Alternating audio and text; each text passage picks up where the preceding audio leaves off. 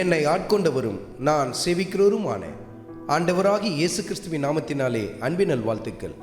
கிறிஸ்து இயேசுவுக்குள் மிகவும் பிரியமான அன்பு சகோதர சகோதரிகளே, நீதிமொழிகளின் புத்தகத்தில் 20வது அதிகாரத்தில் 19வது வசனத்தில், தூற்றிக்கொண்டு திரிகிறவன் இரகசியங்களை வெளிப்படுத்துவான், ஆதலால் தன் உதடுகளினால் அலப்புகிறவனோடே கலவாதே. கர்த்தருடைய ஆவியானவர் இந்த இடத்தில் நமக்கு கொடுக்கிற எச்சரிப்பு மற்றும் ஆலோசனை எப்படிப்பட்டது?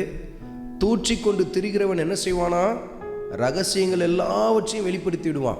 இன்றைக்கு நீங்களும் பல சமயத்தில் சில பேர்கிட்ட நம்பி சில ரகசியமான காரியங்களை சொல்லியிருப்பீங்க. ஆனால் உங்களுக்கே தெரியாது. அப்படிப்பட்டவங்க தூற்றி திரிகிறவர்களாக இருப்பாங்க. நீங்கள் சொன்ன அடுத்த நிமிஷமே அந்த காரியெல்லாம் அப்படியே காற்றில் பறக்க ஆரம்பித்து விடும். பாருங்கள், ரகசியங்கள் எல்லாம் அப்படியே வெளிப்படுத்தி விடுவார்கள்.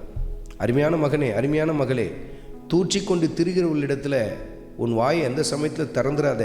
எந்த ரகசியத்தை அவங்கள்ட்ட சொல்லிடாத. நிச்சயமாய் அவர்கள் எல்லா இடத்திலும் அதை குறித்து பரவ செய்து விடுவார்கள்.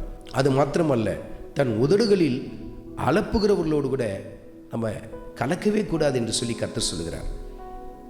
உங்கள் நண்பர்களை சற்று நிதானித்து பாருங்கள். அலப்பிக்கொண்டே இருக்கிறாங்களா? யாரையாவது ஒருத்தரை குறித்து குறை பேசிக்கொண்டே இருக்கிறாங்க, புறம் பேசிக்கொண்டு இருக்கிறாங்க. அவன் இப்படி பண்ணிட்டான், அவன் இப்படி பண்ணிட்டான், இப்படியே பேசிக்கொண்டு இருக்கிறாங்கன்னு சொன்னால் தயவு செய்து அவங்களெல்லாம் விட்டு வெளியில் வந்துடுங்க, விலகி வந்துடுங்க. அப்படிப்பட்ட நட்பே வேண்டாம். ஏனென்றால் நாட்கள் போக போக நீங்களும் அப்படிப்பட்ட ஒரு நபராய் மாறிவிடுவீர்கள். ஒருவேளை நீங்கள் இப்படிப்பட்ட அலப்புகிற காரியத்தை செய்து கொண்டிருப்பீர்கள் சொன்னால் இன்றைக்கு அதற்கு முற்றுப்புள்ளி வைங்க. அப்படிப்பட்ட காரியத்தை கர்த்தர் வெறுக்கிறார் பாருங்க. அருமையான மகனே, அருமையான மகளே, தூற்றுகிற ஒரு நாவாய் நம்முடைய நாவு இருக்கக்கூடாது.